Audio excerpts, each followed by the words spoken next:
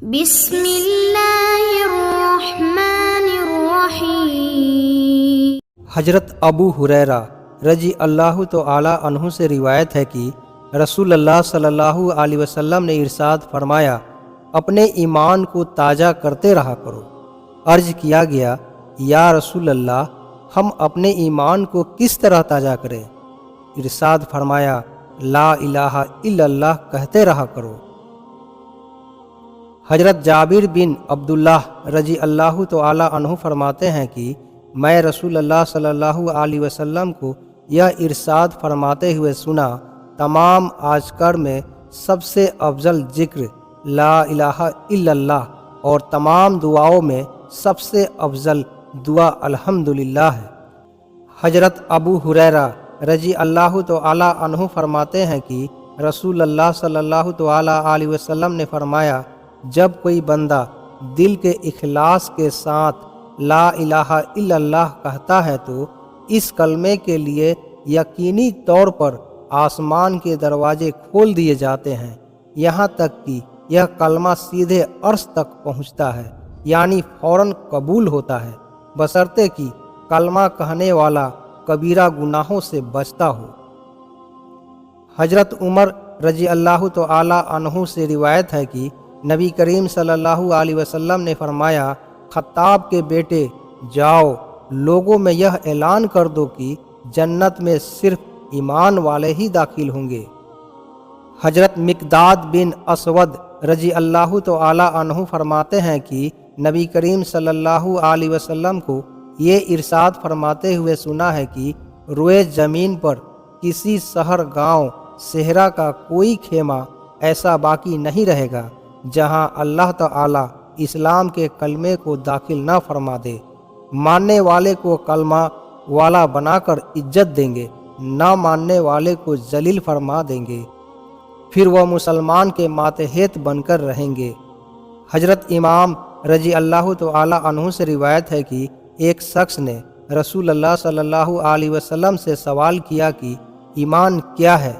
آپ صلی اللہ علیہ وسلم نے فرمایا، جب تم کو اپنے اچھے عمل سے خوشی ہو اور برے کام پر رنج ہو تو تم مومن ہو۔ حضرت عباس بن عبداللہ مطلب رضی اللہ تعالی عنہ سے روایت ہے کہ انہوں نے رسول اللہ صلی اللہ علیہ وسلم کو یہ فرماتے ہوئے سنا، ایمان کا مزہ اس نے چکھا اور ایمان کی لذت اسے ملی جو اللہ تعالیٰ کو رب، اسلام کو دین اور محمد صلی اللہ علیہ وسلم کو رسول ماننے پر راضی ہو جائے۔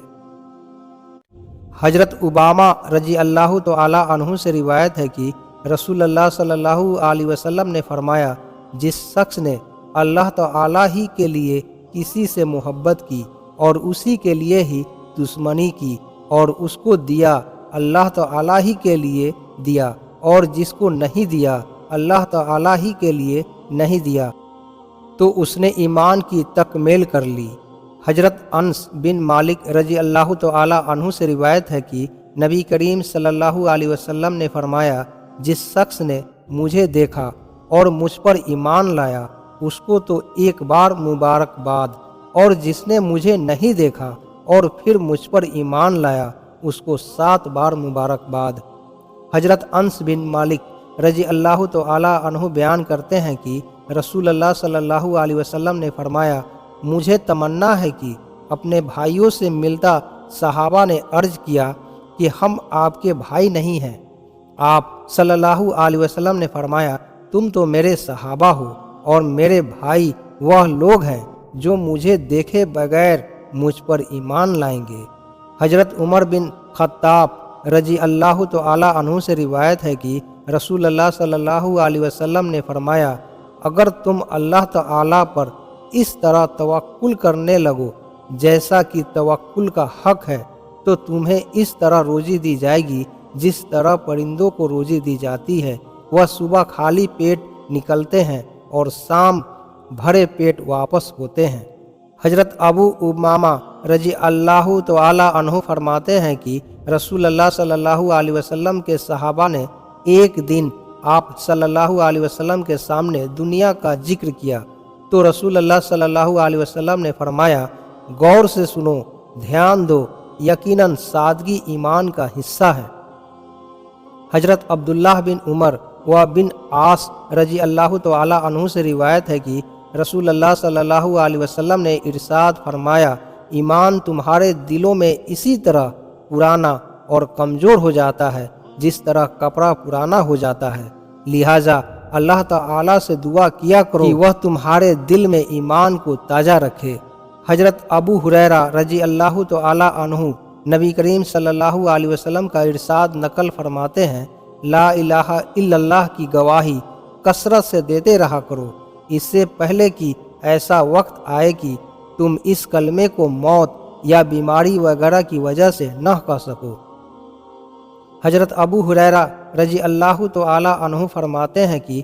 رسول اللہ صلی اللہ علیہ وسلم نے فرمایا، اللہ تعالی نے میری امت کے ان وسوسوں کو معاف فرما دیا ہے جو ایمان اور یقین کے خلاف یا گناہ کے بارے میں ان کے دل میں بغیر اختیار کی آئی، جب تک کہ وہ ان افسوس کے مطابق عمل نہ کرے یا ان کو زبان پر نہ لے آئے۔ حضرت عثمان رضی اللہ تعالی عنہ سے روایت ہے کہ رسول اللہ صلی اللہ علیہ وسلم نے فرمایا، جس شخص کی موت اس حال میں آئے کہ وہ یقین کے ساتھ جانتا ہو کہ اللہ تعالیٰ کے سوا کوئی معبود نہیں، وہ جنت میں داخل ہوگا۔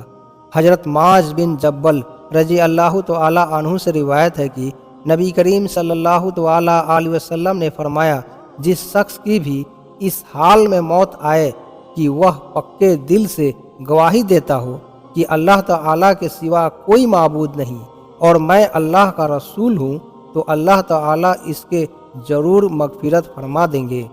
حضرت ابو ہریرہ رضی اللہ تعالی عنہ سے روایت ہے کہ رسول اللہ صلی اللہ علیہ وسلم نے فرمایا، میری شفاعت کا سب سے زیادہ نفع اٹھانے والا وہ شخص ہوگا جو اپنے دل کے خلوص کے ساتھ لا الہ الا اللہ کہے۔ حضرت عمر بن خطاب رضی اللہ تعالی عنہ فرماتے ہیں کہ میں رسول اللہ صلی اللہ علیہ وسلم کو یہ ارشاد فرماتے ہوئے سنا ہے،